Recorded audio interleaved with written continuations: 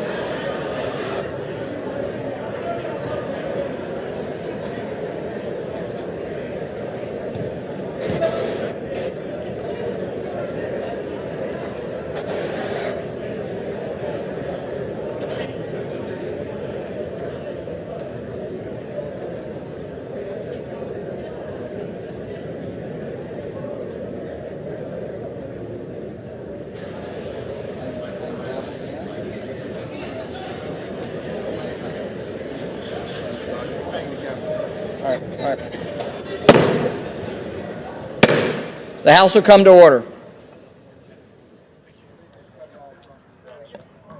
The internal part? Okay, there we go. You guys can hear me now, testing.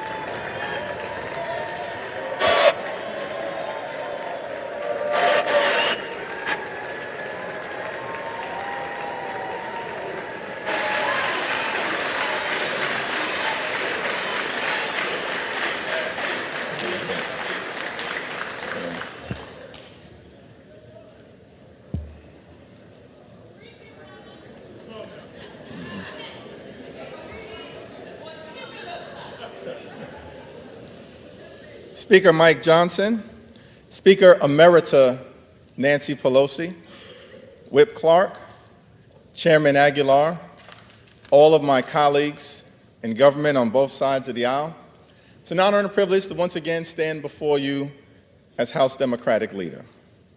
From the very beginning of this Congress, House Democrats have made clear that we will find bipartisan common ground with our Republican colleagues whenever and wherever possible, for the good of the American people. And House Democrats have repeatedly done just that. It was House Democrats who provided a majority of the votes necessary to avoid a catastrophic default on our debt that would have crashed the U.S. economy and triggered a job-killing recession. It was House Democrats who provided a majority of the votes necessary to avoid a government shutdown that would have hurt everyday American. It was House Democrats who provided a majority of the votes necessary to secure $16 billion in disaster assistance for Americans whose lives have been devastated by extreme weather events. From the very beginning of this Congress, House Democrats have been governing for the people.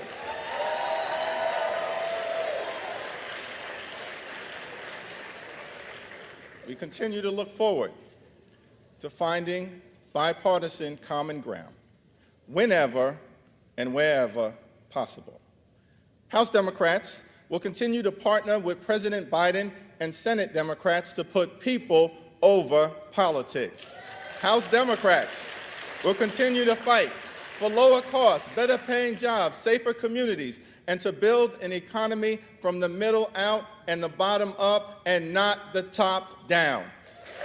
House Democrats will continue to push back against extremism in this chamber and throughout the country.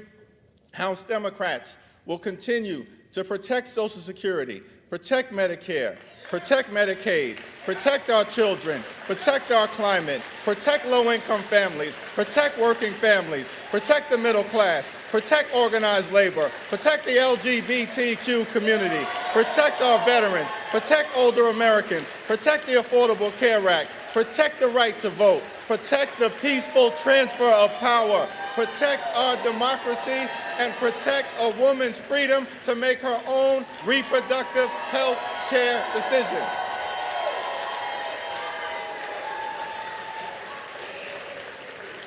These are blue lines in the sand, and we will work hard to make sure that they are never crossed. We must also continue to stand by President Biden as he works to bring American hostages and Israeli hostages held by Hamas back home.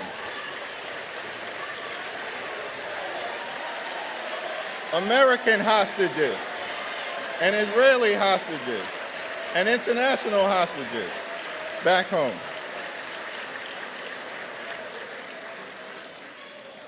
We must also stand by our friends on the international stage.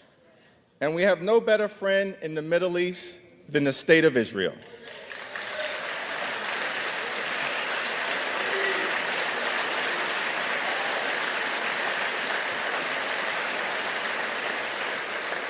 Israel has a right to exist as a Jewish and democratic state. The special relationship between the United States and Israel is unbreakable. Our commitment to Israel's security is ironclad, and Israel has a right to defend itself under the international rules of war against the brutal terror unleashed on its citizens by Hamas.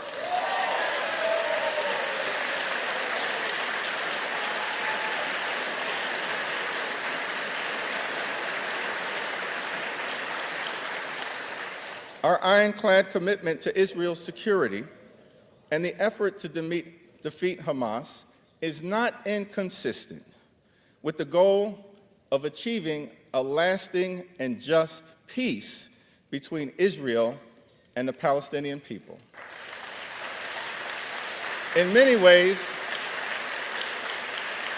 it is a necessary ingredient because Hamas is not good for Israel.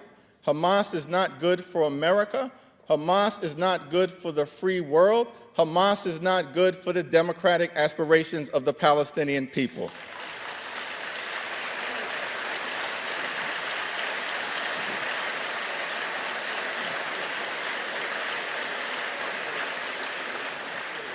We must also support Ukraine in its courageous effort to defeat Russian aggression. There are only two paths in front of us. We can either stand up for Ukraine or bow down to Vladimir Putin. That is not a difficult choice. We must stand up for America's national security. We must stand up for democracy. We must stand up for freedom. We must stand up for truth. We must stand up for the Ukrainian people until victory is won.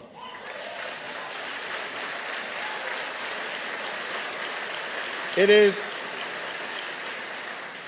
my expectation that in the next week or so, the Senate will send over for consideration a bipartisan national security funding package for Israel, Ukraine, and our other allies throughout the free world. That also includes humanitarian assistance for Palestinian civilians and others who may be in harm's way. The House of Representatives should take up this national security package and humanitarian relief package immediately, in totality, and without delay. The time for gamesmanship is over. The time for brinksmanship is over. The time for partisanship is over. It's time to get back to doing the business of the American people.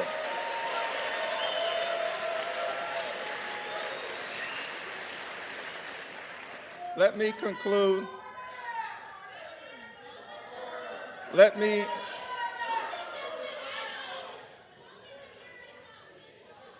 me conclude with an observation about the state of our democracy. Joe Biden won the 2020 presidential election. He's doing a great job under difficult circumstances, and no amount of election denialism will ever change that reality. Not now, not ever.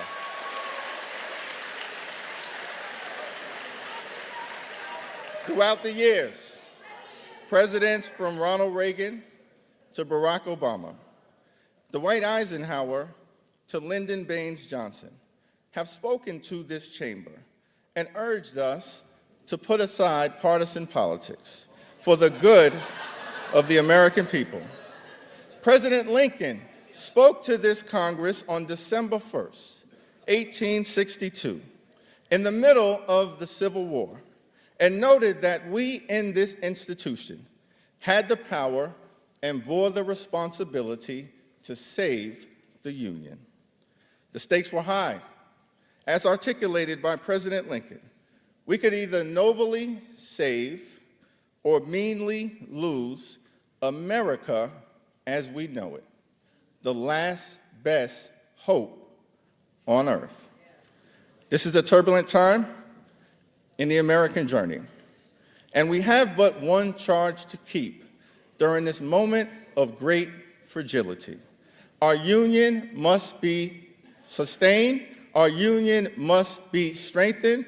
Our union must succeed. There are many throughout this country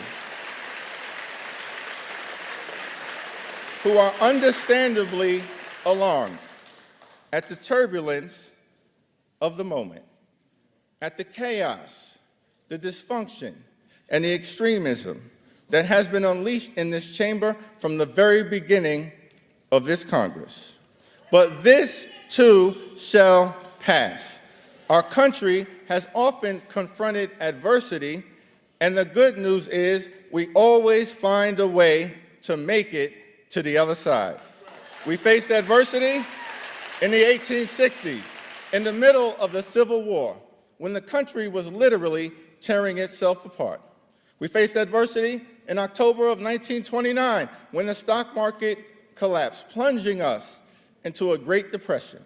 We faced adversity in December of 1941, when a foreign power unexpectedly struck, plunging us into a world war with the evil empire of Nazi Germany. We faced adversity in the Deep South in the 1950s and 60s, when the country was struggling to reconcile the inherent contradictions between Jim Crow segregation and the glorious promises of the Constitution. We faced adversity on September 11th, 2001, when the towers and the Pentagon were unexpectedly struck, killing thousands of lives in an instant. We faced adversity right here in the House of Representatives, when on January 6, 2021, a violent mob of insurrectionists, incited by some in this chamber, overran the House floor as part of an effort to halt the peaceful transfer of power.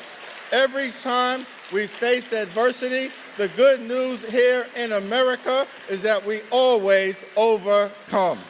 That is the power of American exceptionalism. That is why America is the land of the free and the home of the brave. That is why I remain optimistic about the future of this country. That is why America is the last best hope on earth.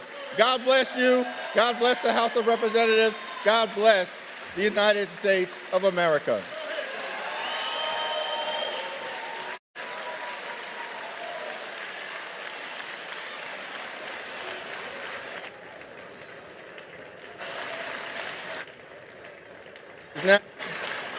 It is now my solemn honor and responsibility to hand over the People's Gavel here in the United States House of Representatives to a family man, a hardworking man, a Baptist man, a Southern man, a son of a firefighter's household, the gentleman from the great state of Louisiana, and the 56th Speaker of the United States House of Representatives, the Honorable Mike Johnson.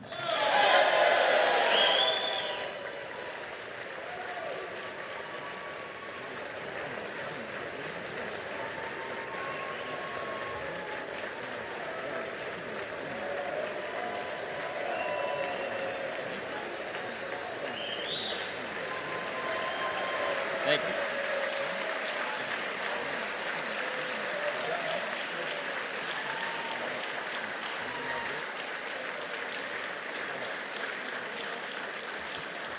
Thank you.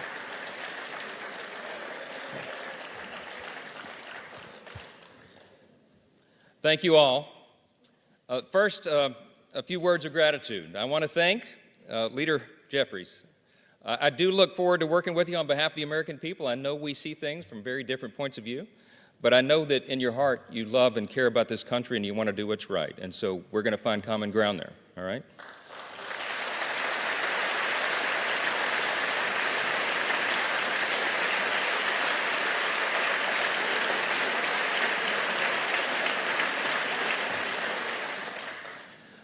I want to express my great thanks for our Speaker Emeritus, Kevin McCarthy.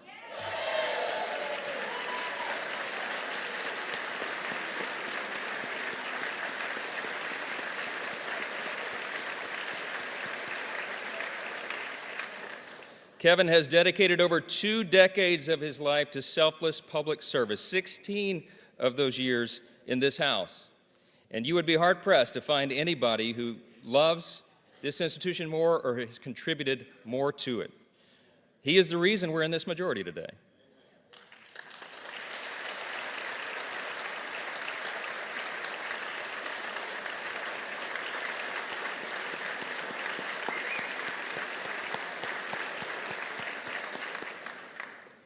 His impact can never be overstated, and I want to thank him for his leadership, his friendship, and the selfless sacrifice that you and Judy have made for so many years. You helped build it, Kevin, and we owe you a great debt of gratitude. I want to thank the dedicated and overworked staff of this beleaguered House.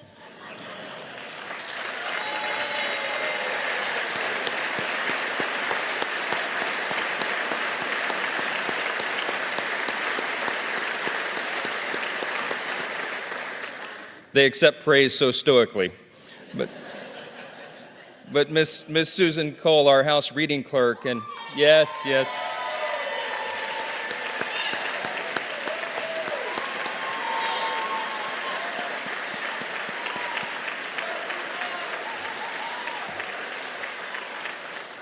Listen, all the clerks and all the staff, you know, they're terribly overworked. This has been a grueling process, but they have served an integral role in keeping our republic, and we thank them for that service. I know we all do.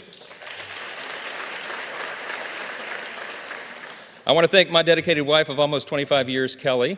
She's not here. We couldn't get a flight in time. This happened sort of suddenly. But we're going to celebrate soon. She spent the last couple of weeks on her knees in prayer to the Lord, and she's a little worn out. We all are. I want to thank our children, Michael and Hannah and Abby and Jack and Will. All of our children sacrifice. All of them do, and we know that. And there's not a lot of perks to being a member of Congress's kid, right? And so I want to thank all of your families as well for what they endure and what they've had to endure for the last few weeks. We've been here a while. Yeah.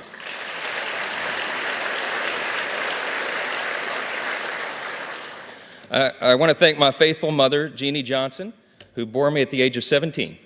And my brothers, Chris and Josh, and my sister, Laura, and all their families, and all of our extended family.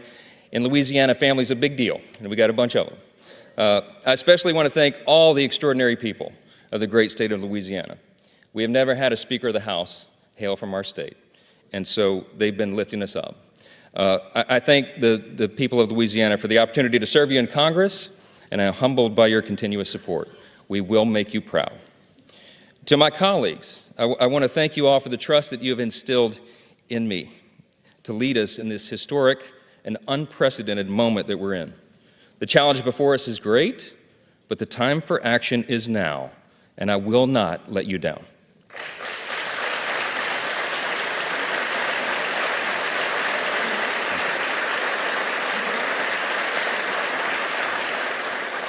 I want to say to the American people, on behalf of all of us here, we hear you. We know the challenges you're facing. We know that there's a lot going on in our country, domestically and abroad, and we are ready to get to work again to solve those problems, and we will. Our mission here is to serve you well, to restore the people's faith in this House, in this great and essential institution.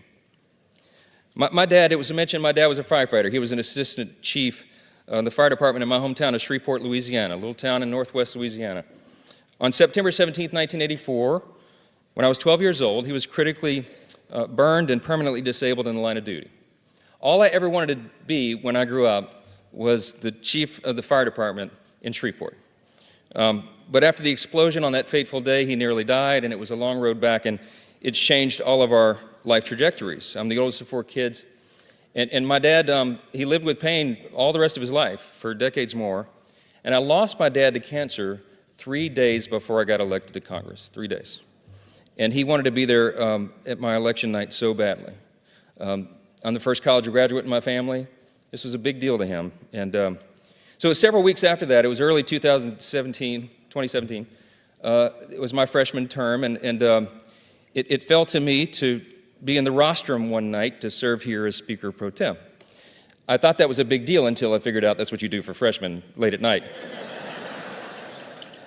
And I think if my memory serves, Miss Jackson Lee was winding down one of her long, eloquent speeches. And not that I was not enraptured by her speech, but I looked up at the top in the chamber there, and I saw the face of Moses staring down. And I just felt in that moment the weight of this place, right? The history that is revered here and the future that we are called to forge. And I really was just kind of almost overwhelmed with emotion. It occurred to me in that moment, it had been several weeks, and I had not had an opportunity yet to grieve my dad's passing, and I just had this sense that somehow he knew. And I had tears come to my eyes, and I was standing here, and I'm wiping them away, and then it suddenly occurs to me, the late-night C-SPAN viewers are going to think something's very wrong with the new young congressman from Louisiana. It wasn't Sheila's speech. I'm sorry. I just knew in that moment that my dad, my father, would be proud of me, and I felt that he was. And I think all of our parents are proud of what we're called to do here. I think all the American people at one time had great pride in this institution, but right now, that's in jeopardy. And we have a challenge before us right now to rebuild and restore that trust. This is a beautiful country. It's the beauty of America that allows a firefighter's kid like me to come here and serve in this sacred chamber where great men and women have served before all of us and strive together to build and then preserve what Lincoln did refer to as the last best hope of man on earth. We stand at a very dangerous time. I'm stating the obvious. We all know that. The world is in turmoil. But a strong America is good for the entire world.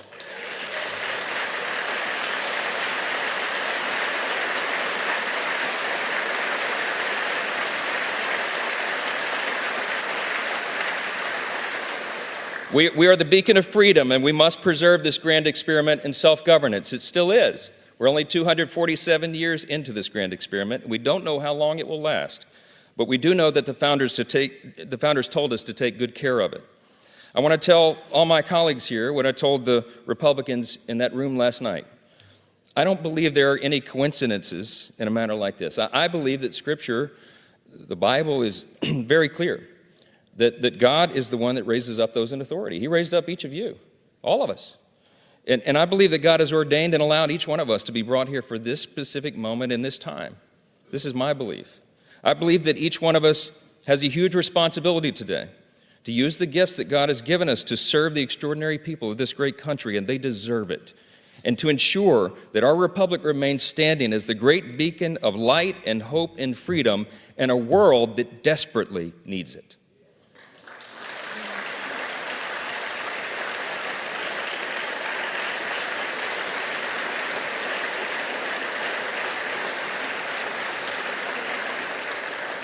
It was in 1962 that our national motto, "In God We Trust," was adorned above this rostrum. And if you look at the little guide that they give tourists and constituents who come and visit the house, if you turn in there to about page 14 in the middle of that guide, it tells you the history of this. And it says very simply, these words were placed here above us. This motto was placed here as a rebuke of the Cold War era philosophy of the Soviet Union. That philosophy was Marxism and communism, which begins with the premise that there is no God. This is a critical distinction that is also articulated in our nation's birth certificate. We know the language well, the famous second paragraph that we used to have children memorize in school, and they don't do that so often anymore, but they should.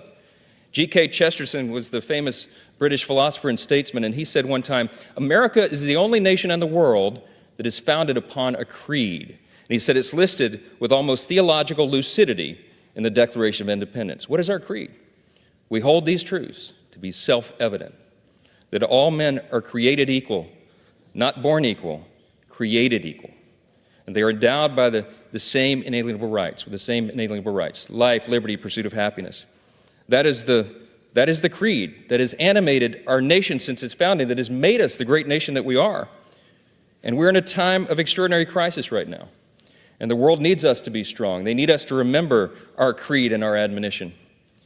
Turmoil and violence have rocked the Middle East and Eastern Europe. We all know it. And tensions continue to build in the Indo-Pacific. The country demands strong leadership of this body, and we must not waver. Our nation's greatest ally in the Middle East is under attack. The first bill that I'm going to bring to this floor in just a little while will be in support of our dear friend Israel, and we're overdue in getting that done.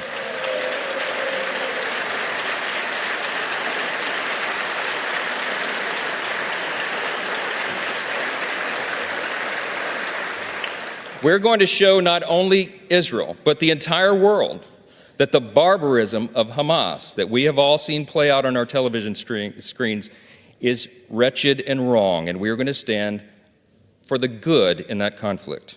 We have a catastrophe at our southern border. The Senate and the White House can no longer ignore the problem. From Texas to New York, wave after wave of illegal migrants are stressing our communities to their breaking points.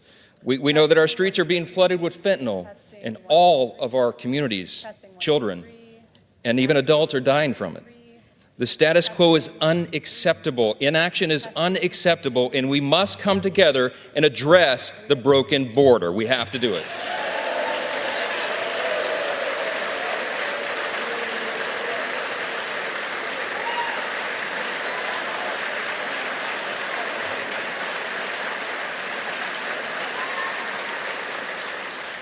The skyrocketing cost of living is unsustainable, and Americans should not have to worry about how they're going to feed their family every week because they can't afford their groceries anymore.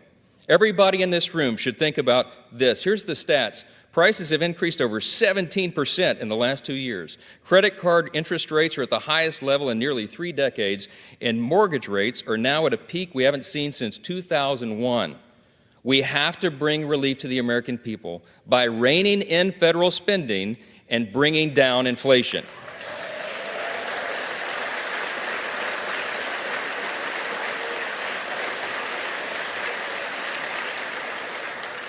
The greatest threat to our national security is our nation's debt.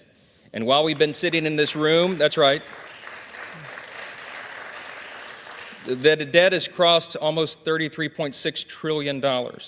In the time that it's going to take me to deliver this speech, we'll go up another $20 million in debt. It's unsustainable. We have to get the country back on track. Now, we know this is not going to be an easy task, and tough decisions will have to be made. But the consequences, if we don't act now, are unbearable. We have a duty to the American people to explain this to them so they understand it well. And we are going to establish a bipartisan debt commission to begin working on this crisis immediately.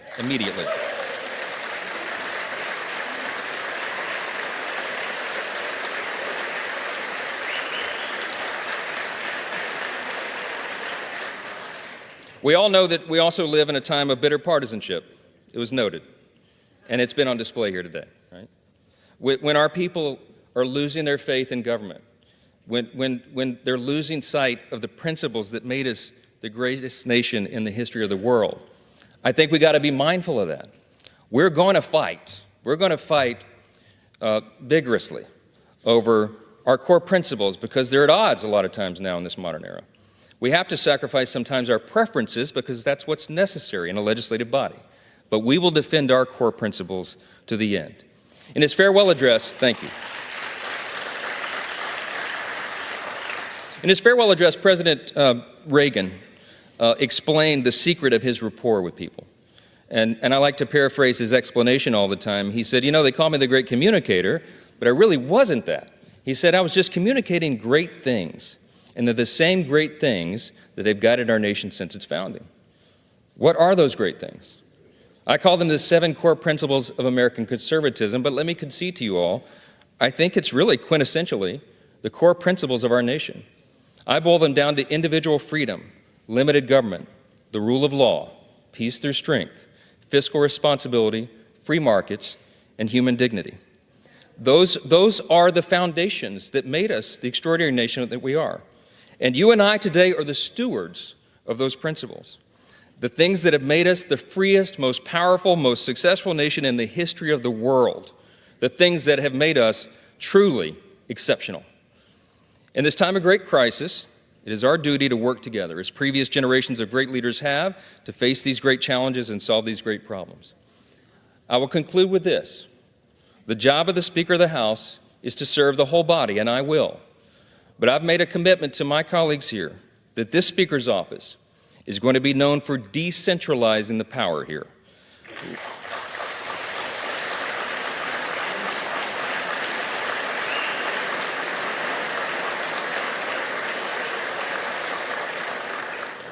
My office is going to be known for members being more involved and having more influence in our processes and all the major decisions that are made here, for predictable processes and regular order.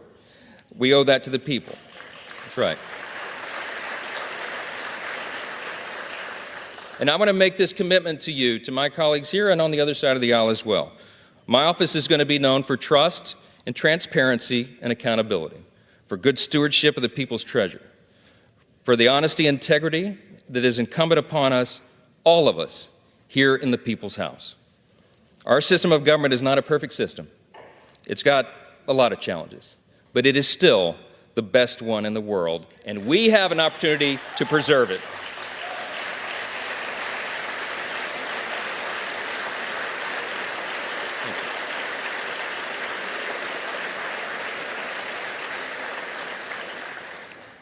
Last thing I'm going to say is a message to the rest of the world. They have been watching this drama play out for a few weeks. We've learned a lot of lessons, but you know what? Through adversity, it makes you stronger. And we want our allies around the world to know that this body of lawmakers is reporting again to our duty stations. Let the enemies of freedom around the world hear us loud and clear.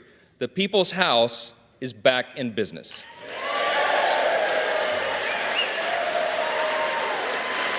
Thank you. Thank you.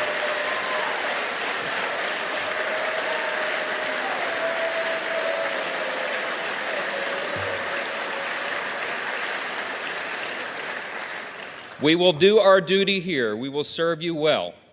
We will govern well, and we'll make you proud in this institution again. We're going to fight every day to make sure that is true. I look forward to the days ahead. I genuinely believe in my heart that the best days of America are still ahead of us. God bless you, and God bless the United States of America. Thank you.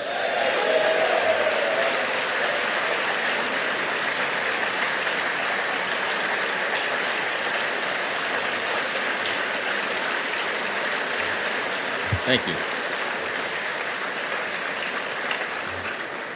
I'm now ready to take the oath of office, and I ask the Dean of the House of Representatives, the Honorable Harold Rogers of Kentucky, to please administer the oath of office.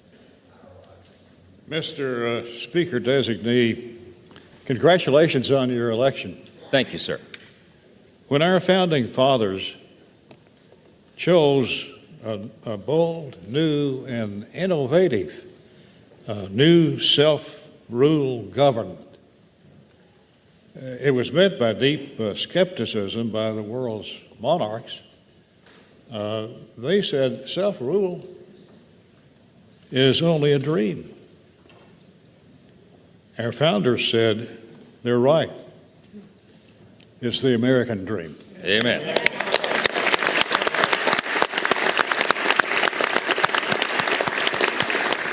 Now it's our dream. We're in charge. The speakership of the United States House of Representatives is the crucial outpost for the well-being of the people's government, the keeper, if you will, of the dream. Sir, if you wish to assume this awesome responsibility, please raise your right hand. Do you solemnly swear that you will support and defend the Constitution of the United States against all enemies, foreign and domestic, that you will bear true faith and allegiance to the same, that you take this obligation freely without any mental reservation or purpose of evasion, and that you will well and faithfully discharge the duties of the office on which you are about to enter. So help you God? I do, so help me God. Congratulations, Mr. Chairman. Thank you.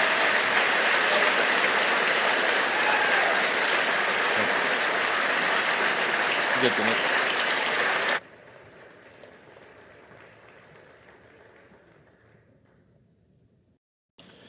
Would y'all like to get right into governing?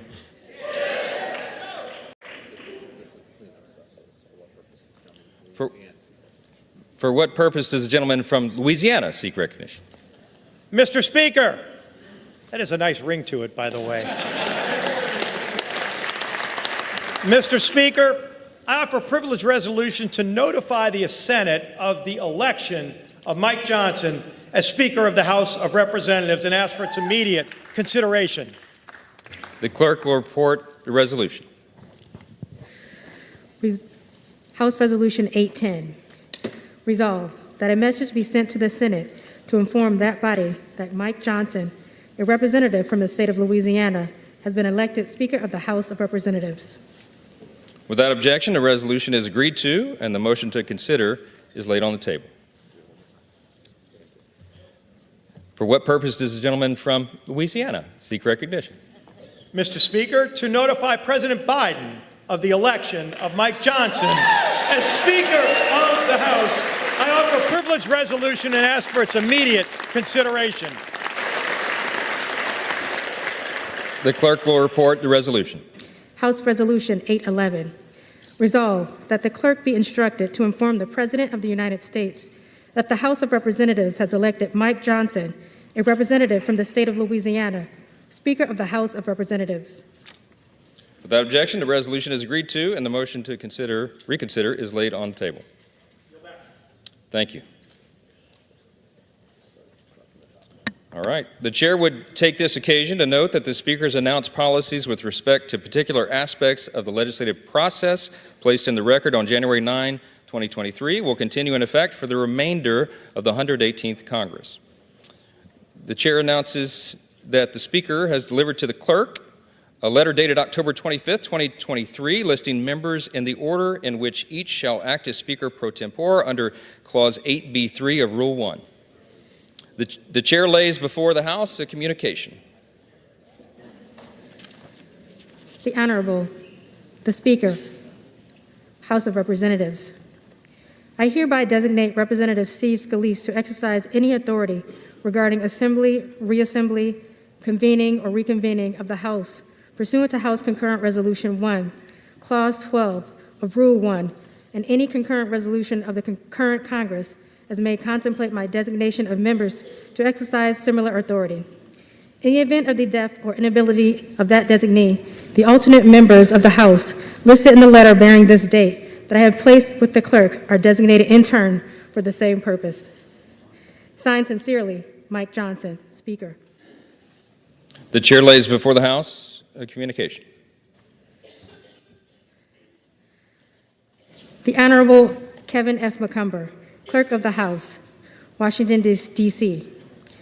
Mr. Clerk, I hereby appoint the Honorable Patrick McHenry, the Honorable Adrian Smith, the Honorable Andy Harris, the Honorable Guy Reschenthaler, the Honorable Rob Whitman, the Honorable Ben Klein, the Honorable Richard Hudson, and the Honorable John Joyce to act as Speaker pro tempore to sign and roll bills and joint resolutions through the remainder of the 118th Congress. Signed sincerely, Mike Johnson, Speaker. Without objection, the appointments are approved, and the House will be in recess subject to a call of chair pursuant to Clause 12A of Rule 1. We'll be back soon.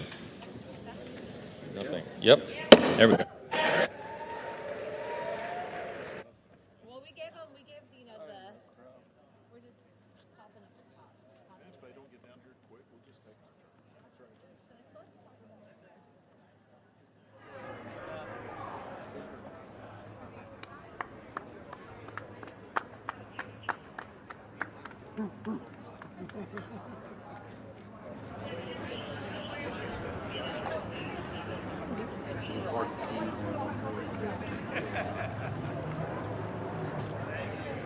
Probably wondering why all African gamers keep your seats. They knew you were coming. They told us a little preemptively. Yeah, they made us sit out here and warm them up for you guys. Yeah, I'm gonna get him. Make sure you make room for Steve. Oh, here he is. I guess. I gotta smile. Oh, I didn't know that. He's down here. Make room for Steve down here. You got a space for him. You possibly got a space for him. No man left behind. Emmer went to a press conference. Or a meeting. Boss. Ready? Double LA, baby. On behalf of the House Republican Conference, we are unified and so proud to have elected Mike Johnson as Speaker of the People's House.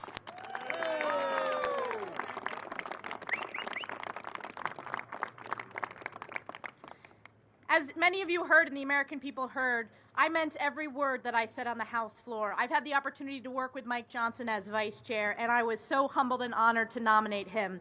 Mike epitomizes servant leadership. He is humble, but he is strong. He is well respected, not only across this conference, but across this great nation. And we know the stakes. We know that we were sent here on behalf of the American people to serve as their voice, to stand up for them, to push back on the failed far-left agenda of single-party Democrat rule led by Joe Biden. So we are here unified in strength to reopen the People's House, and I'm so excited to turn it over to my colleague, Tom Emmer from Minnesota, our whip. You're here. Thank you, Elise. Good afternoon, everyone. Good afternoon, everyone. Afternoon. Thank you for bearing with us. I know it's been a long few weeks. From an outside point of view, these last few weeks probably look like total chaos, confusion, no end in sight.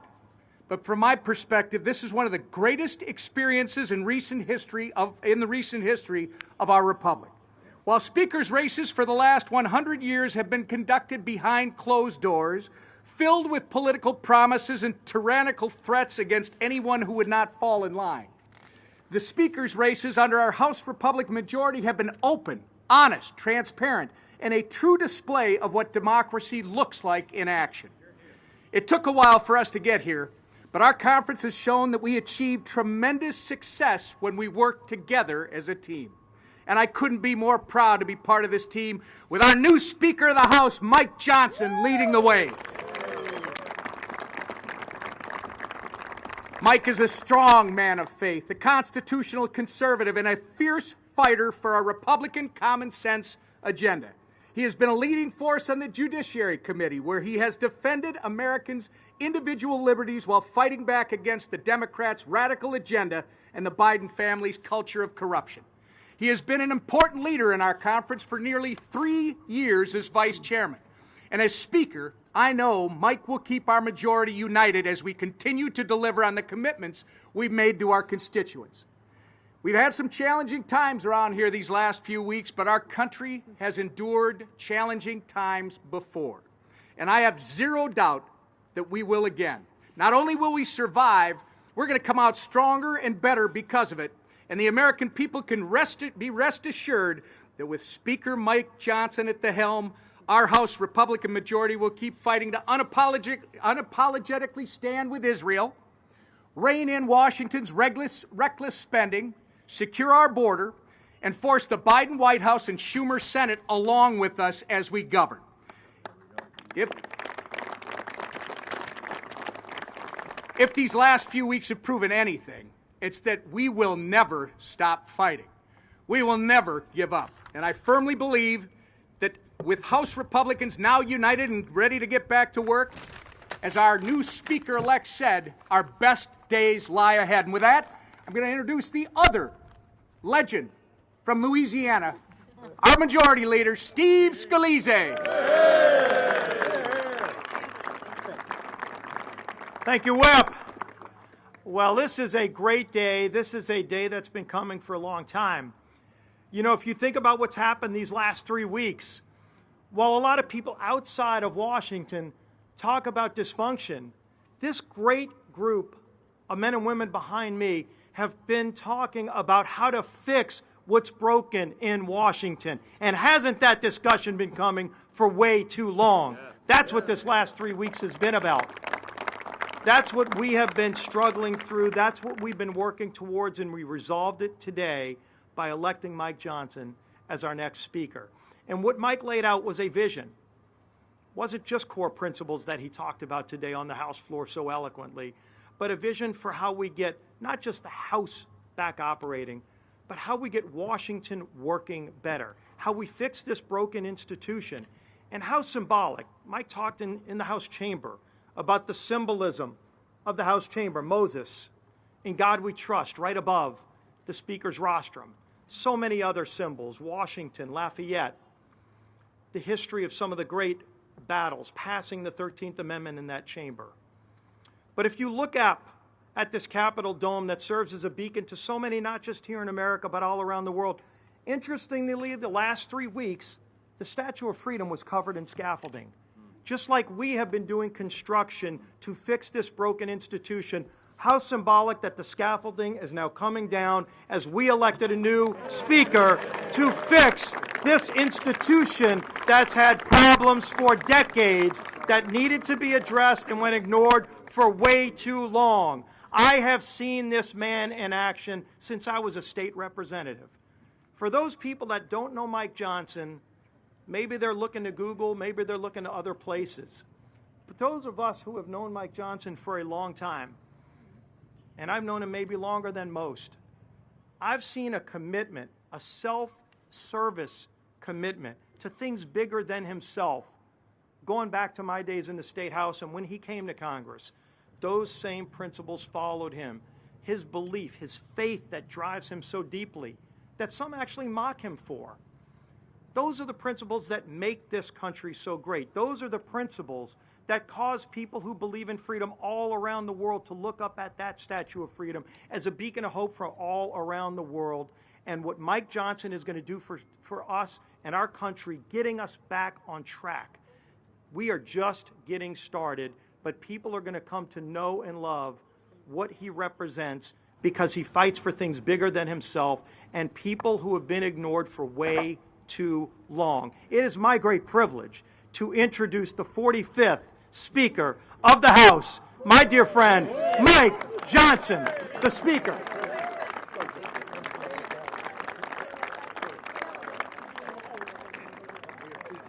Thank you, Stephen, and thank you, Tom and Elise. This is an extraordinary team that has been assembled here to serve the American people.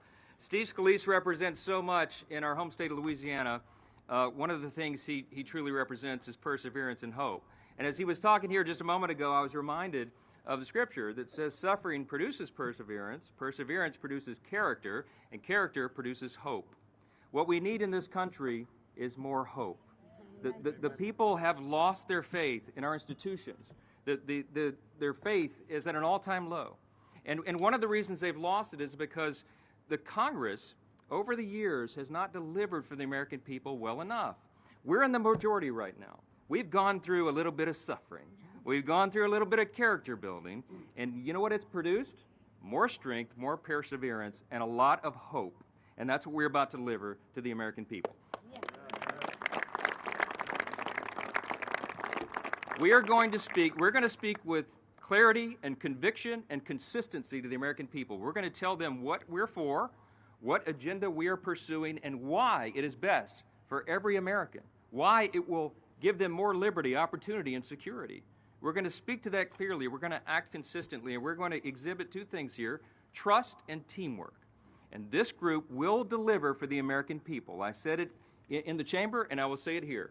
We're going to govern well. And I think the people are going to be very pleased with those results. We're so grateful. I'm so grateful and so humbled to have gotten a unanimous vote on the floor by all of my colleagues here.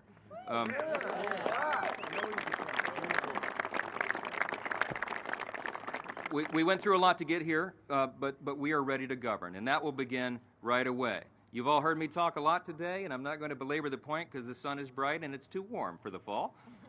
But I'll say this, we're going to dispense with all the usual ceremonies and celebrations that traditionally follow a new speakership because we have no time for either one. The American people's business is too urgent in this moment. The hour is late, the crisis is great. In America, we hear you. And we are reporting again, as I said in there, to our duty stations. That will begin in just a few moments. This entire group is going to go back to the House floor, and we are going to pass our resolution in support of the nation of Israel, our closest ally in the Middle East. You're going to see an aggressive schedule in the days and weeks ahead. You're going to see Congress working as hard as it's ever worked, and we are going to deliver for the American people. I'm grateful for this opportunity. I want to thank you for being patient with us, and I promise you it'll be worth it. God bless you. God bless you. That's good work.